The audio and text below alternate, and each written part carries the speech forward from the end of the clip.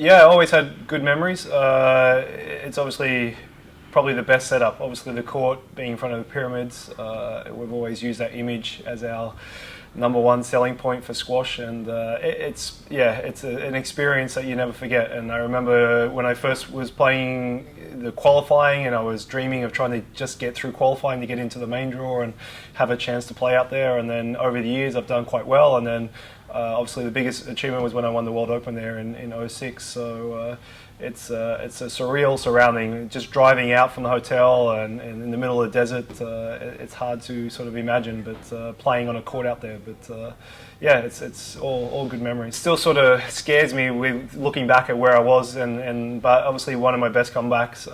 It was a very good match. It was very close. I lost the first two games. Greg was playing fantastic. He beat Shabana the night before. So the pressure was on. Obviously, I was the number one seed going to the tournament. But I fought my way back, and yeah, obviously not ideal to be match points down in the fourth. But I could tell he was getting a little nervous and tired, and it was one of my better. I always seemed to play well at the end of the games, and I managed to get through the fourth, and I could see he was really mentally and physically broken at that point, which gave me such a big lift for the fifth, and I got a great start. I think I went 5-6 love up, and I was just flying by then. Unbelievable memories. I had my coach Sean there. I had Patrick, my physio. It was a good thing. My daughter was just born a few months before, so when I saw it flash up this week, it was 10 years since we were. It was like it felt a lot longer, but then my daughter's 10 now, so that's why I sort of can references. But good memories, and it was to win a World Open anywhere, but to win it in Egypt, it made it even more special. If you were to give a prediction as to what might happen, what would you say?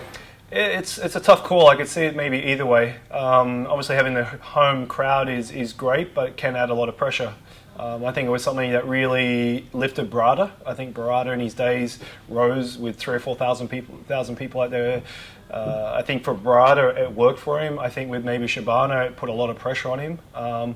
So I think it will just depend how Shorbagy reacts to it. Same with Ramy, and obviously now Ramy's come back and won Hong Kong. Obviously we're very happy to see him back, but whether he can back it up now is sort of on everyone's talking about. So I don't know the draw situation. I haven't looked at the draw, but I would imagine at some point Shorbagy and Ramy will play each other. So it should be pretty close.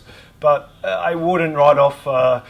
I know I was talking to Cameron this week. I know he's playing Shorbagy again, and he's had a pretty good run against him last few times and beat him. So I think that will be a very interesting match, sort of unknown conditions. So I think Cameron, if he's on that night, could really cause Shorbagy some more problems.